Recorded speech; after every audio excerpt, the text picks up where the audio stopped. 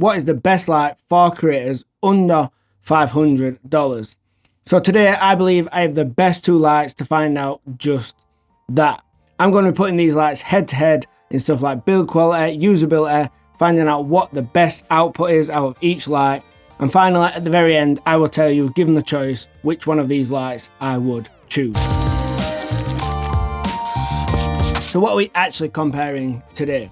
The first light is the super popular Amaran 300C.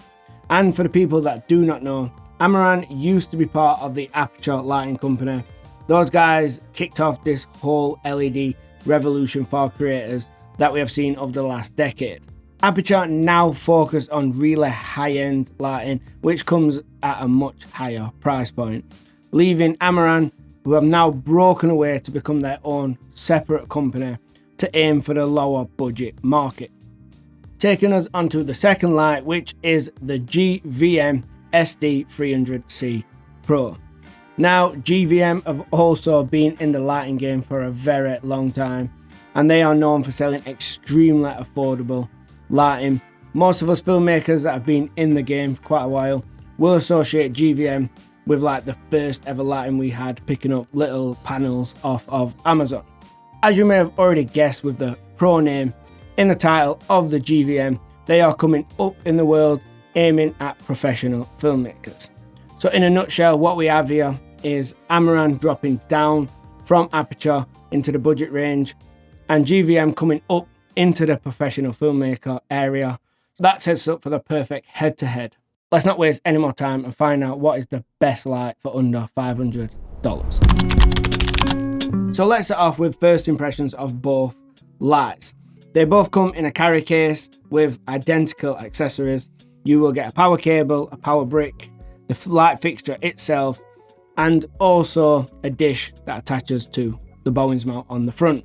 You will see right away here that the GVM does have a better carry case. It's just a lot more functional and has a lot more space inside, and I believe it would last a longer period of time. I've never been a massive fan of those polystyrene style cases that DJI introduced all the way back in those early drones, and this is the style that we get with the Amaran. On the Amaran, the whole body is pretty much plastic. The only part that is not is the part that actually meets the stand, which is really good, and this is made out of metal, and that is probably where you're going to get the most pressure. But with the GVM, it's a much better build quality on the fixture itself also. I would say it's around 70 to 80% metal construction, and it also has a Y yoke, which is just overall better for getting more like tilt and angles on the light itself. The Amaran mounts from a single point below the fixture itself, which has always been regarded as a worse way to do things. For me as well, the design language on the GVM just looks a little bit more professional. They have basically taken inspiration from Aperture, which are the more expensive Amaran lights in theory. And Amaran have kind of gone in this new direction of these bubbly looking lights, but to me they just look a little bit plastic and a little bit like a kid's toy. But that is totally personal preference. I can also see why someone would love the way that the Amaran looks. And while we're on the topic of stuff that is purely aesthetic, the GVM has a logo on the side that when you power the light on and it is outputting light, it glows up, which is pretty cool. It's a bit of a novelty and I can see this wearing off pretty fast, but one thing I did notice is I was using the GVM light inside of a studio setup on a music video, and it did make the light itself a lot easier to find and spot. Often when lighting, it's very dark behind where the light is pointing in itself, and this little bit of light just helps you know exactly where your light is. It is also good to know at this point that they both have Bowens mounts on the front of the lighting fixture. This means that they have identical accessories. You could put an Aperture or Amaran softbox on the GVM. You could put a GVM softbox on the Amaran, or you could go third party altogether. So it's kind of a draw here as there are no differences. Let's talk about what they are both like to actually use. They're quite similar in terms of setup on the back of the light fixtures themselves. They both have two knobs and a few buttons and screens. The difference here though is that the screen on the GVM is like a full color display, and on the Amaran it is a black and white display. Your initial instinct is to try and use the GVM one as a touchscreen, as everything is touchscreen, but unfortunately it is not. But that said, it is definitely a lot better and easier to use. And both lights being colour fixtures, it makes sense that you would have a colour display. And on top of that, the Amaran screen only allows you to go between two different modes. That is CCT, so you're travelling along the Kelvin temperature, you're going warm light, cool light. And the second is HSI, allowing you to spin the hue wheel to get all the different colours. On the Amaran's display on the back, there is actually no way to get to the effects or the RGB modes. It is super limited what you can actually do on the back of the fixture itself. Where on the GVM, you can get to the gel modes, RGB modes, effects, you name it, you can operate the GVM totally from the light itself.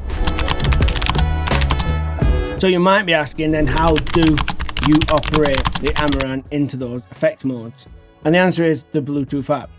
This is a bit of a two-sided coin, it's good and bad, because I do actually hate that you can't get to all the modes this light can do from the back of the light itself. But because Amaran is part of the Aperture and is connected there, they use the Sidus Link app, which is by far the best Bluetooth app for any light you can get. Comparing that to GVM's Bluetooth app, it is just worlds apart.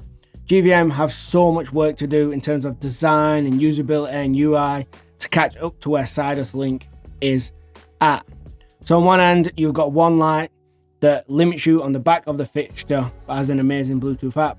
And on the other hand, you've got one that allows you to operate really easily with its colour display, accessing all the modes on the light, but then has a Bluetooth app that needs a lot of work.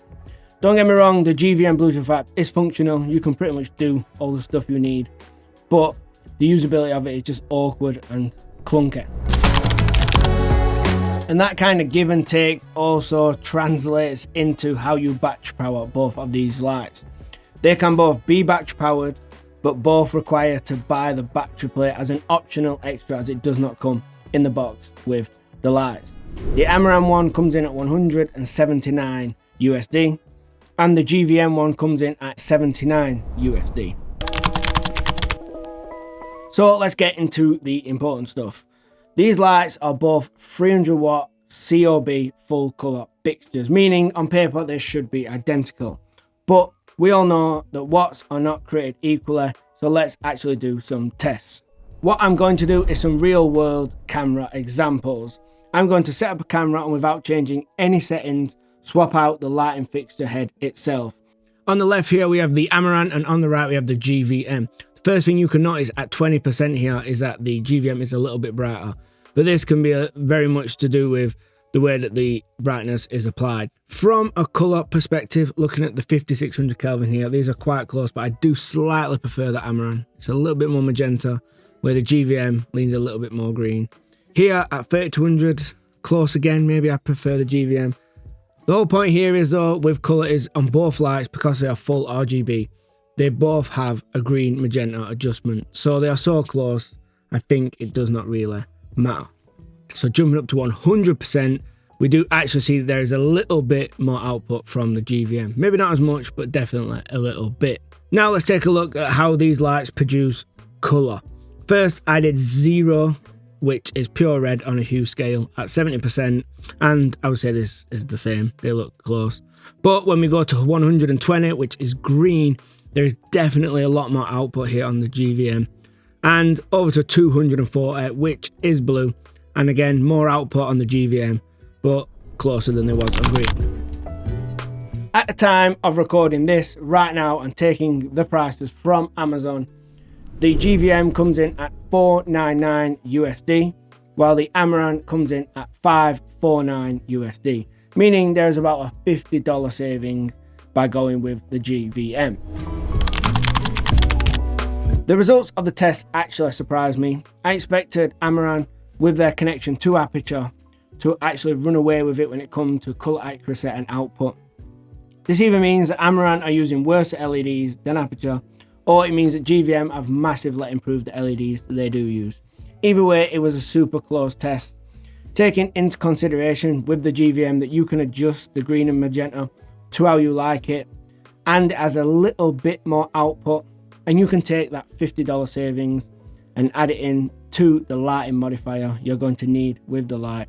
I think, given the choice, that I would choose the GVM over the Amaran. Just those little things like the wire yoke and the extra build quality, the professional features like DMX, just seem to make it a slightly better deal for me. But what's even more important than picking the right light is hearing 15 years of experience in just 12 minutes right here.